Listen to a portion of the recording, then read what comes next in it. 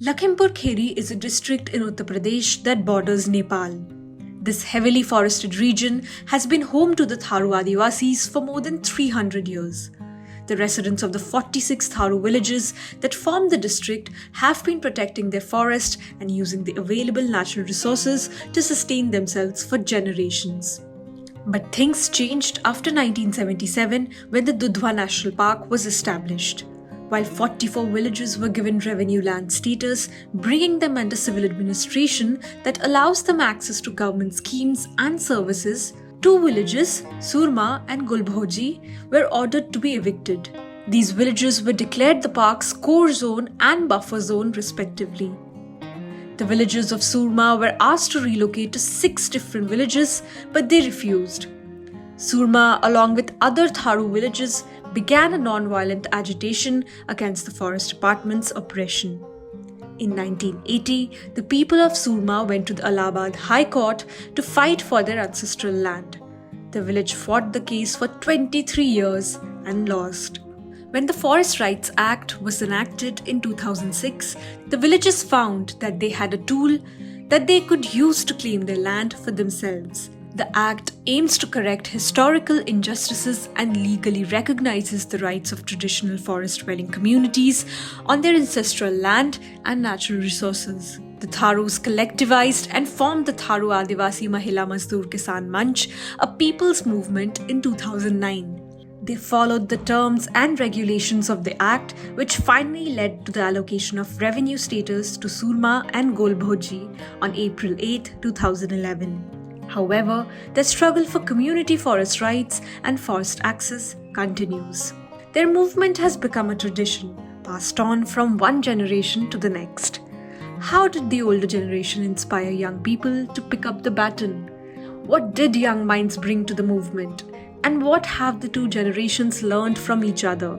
IDR spoke to Ramchandra, a 65-year-old activist who took the Forest Department to court, and Sahwanya Rana, who is in her late 20s and has a degree in social work and learned the ropes by accompanying her father to meetings and protests. मेरा नाम रामचंद्र है।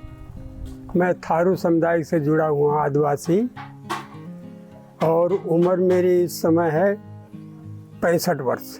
मेरा नाम सहवनिया है। मैं थारू आदिवासी हूँ और लखीमपुर की रहने वाली हूँ, दुधवा नेशनल पार्क पे। थारू आदिवासी संघर्ष से तो मैं काफ़ी साल हो गए हैं, क्योंकि 1977 में दुधवा नेशनल की स्थापना हुई और 1980 से सुरमा गांव को विस्थापन करने की प्रक्रिया वन विभाग शुरू किए। उसको चलते हम लोग हाई कोर्ट गए। वहाँ 23 साल बाद भी मुकदमा हार गए, जिसे कोर्ट से वन विभाग के फेवर में चला गया और उन्होंने 3 माह का केवल हमें समय दे करके कि आप दूसरी जगह आपको जाना पड़ेगा। वहाँ हम लोगों को 6 खंडों में विस्थापित कर रहे थे। वहाँ हमारे भी समुदाय के लोग बसे थे। तो एक तो हमारे कहने का मतलब ये था कि हम लोगन जो विस्थापन कर रहे हो जिस जगह पे, उस जगह पे हमारे आदिवासी बसे हैं, पहले तो उनकी व्यवस्था की जाए। और दूसरी शर्त हमारी ये थी कि जितनी भूमि हमारे यहाँ सुरमा के अंदर, उतनी भूमि की व्यवस्था की जाए और वो एक जगह की जाए, तभी हम लोग विस्थापन होंगे, अन्यथा नहीं होंगे। इसी के चलते हम लोग फिर हाई कोर्ट मुकदमा का जैसे किए, वहाँ हार गए, ज्यों के त्यों हुआ। फिर 3 महीने का समय दिया।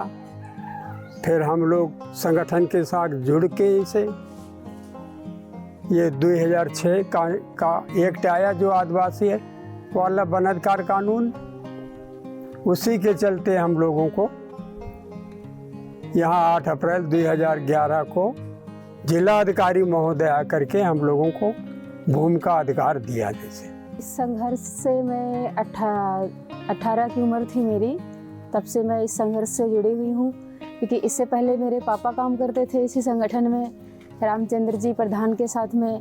तो मुझे उनको देख के काफ़ी एक वो होता था, इच्छा होती थी कि मैं भी इनके साथ में जाऊँ, कहीं मीटिंग जाते थे तो मुझे भी घूमने को मिलेगा। तो इसी तरीके से फिर पापा जब मीटिंग करके आते थे तो गांव में हम लोग ऐसे खाना खाते थे, खाना के टाइम पे, रात के टाइम पे आपस में बात करते थे या बतलाते थे, पूछते थे पापा से। पापा लोग या भैया लोग जब जुड़ेंगे तो एक छोटा बच्चा आसपास में घूमेगा, सुनेगा क्या हो रहा क्या नहीं हो रहा, तो उससे मुझे काफ़ी चीज़ें सीखने को मिली। अब हमें भी इसमें लड़ना ही चाहिए, जब हमारी यही ज़िंदगी है, हमें यहीं रहना है, तो हमें इस लड़ाई में, इस कानून भी आ चुका है तो इस कानून को हमें पैरवी और करनी चाहिए अभी, और हमें इस गाँव को, इस समाज को और बेटर और अच्छा बनाना चाहिए। Many Tharus supported the people of Surma when they went to court and helped pay the legal fees of the case. But despite rallying together and going to the High Court, why did they lose the case? Would the younger generation have approached things in a different way?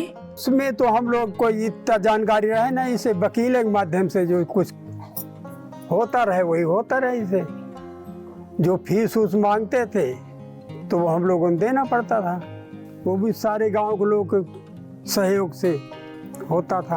अगर उस समय हमें कानून के बारे में पता होता या हमारे समाज का कोई वकील होता अच्छा खासा, तो उससे क्या है कि एक तो ज़्यादा ये था कि जो पैसे की वो थी, लूट थी जो, और जिस तरीके से इतना साल लगा, 23 साल लगा कम से कम सुरमा को आज़ाद कराने के, कोर्ट में इतना समय लगा, और वो 23 साल में कितना पैसा सुरमा गांव से गया होगा। What the older generation lacked in legal awareness, they made up for with perseverance and their capacity for hope.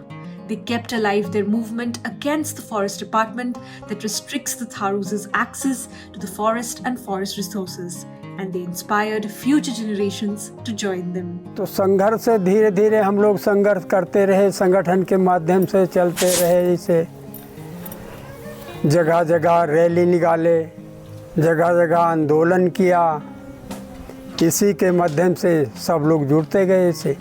और फिर इधर हम लोगों को यह 8 अप्रैल 2011 को भूमि का अधिकार भी मिल गया, तो इसी से सब लोग, आने वाली पीढ़ी ये जुड़ती गई। और ऐसा नहीं कि खाली सुरमे के लोग, जैसे पूरे क्षेत्र के हम लोग आदिवासी संघर्ष में जुटे रहे हमारे साथ। जहाँ हम लोगों को बुलाएं वहाँ सब लोग आ जाएं, ऐसी कोई बात नहीं, कोई दिक्कत ना हुई। हम लोग यही बताते हैं कि हम लोग जैसे संघर्ष के जरिए जैसे सुरमा गांव को अब भागने का भी प्रक्रिया ना हुई है जैसे, और अगर जुटे रहेंगे, जैसे हमें घास फूस जलौनी लकड़ी है, ये सब संघर्ष के द्वारा जैसे हम लोगों को मिल रहा है। और अगर हम लोग संघर्ष नहीं करेंगे तो ये सारी चीज़ें सब बंद हो जाएंगी। While young Tharus have imbibed the knowledge of their predecessors, they also bring in their learnings from formal education into the movement. Equipped with a master's degree in social work and a sharp understanding of politics and the law, Sahawanya decided to follow her father's footsteps and yet approach the struggle a little differently. She doesn't think the FRA in itself is perfect, but has found a way to use it to get Surma the land that rightfully belongs to its people. पढ़ाई के कारण ही मैं अभी काम कर पा रही हूँ, क्योंकि अगर पढ़ाई नहीं होती तो मुझे काफ़ी चीज़ों को ज्ञान नहीं होता। एक तो मैं पढ़ नहीं पाती कि क्या लिखा है इस कानून के अंदर, इस बुक के अंदर क्या लिखा हुआ, हमारे लिए क्या बना हुआ है। एक तो ये मुझे पढ़ाई से बहुत जानकारी मिली, मतलब पढ़ाई से अच्छा वो हुआ। और दूसरी चीज़ ये भी मुझे नहीं पता था कि संविधान क्या है, कानून क्या है। ये मुझे पढ़ाई से एक बहुत ही ताकत मिला और उसके बारे में एक स्टेप बाय स्टेप आगे बढ़ती गई।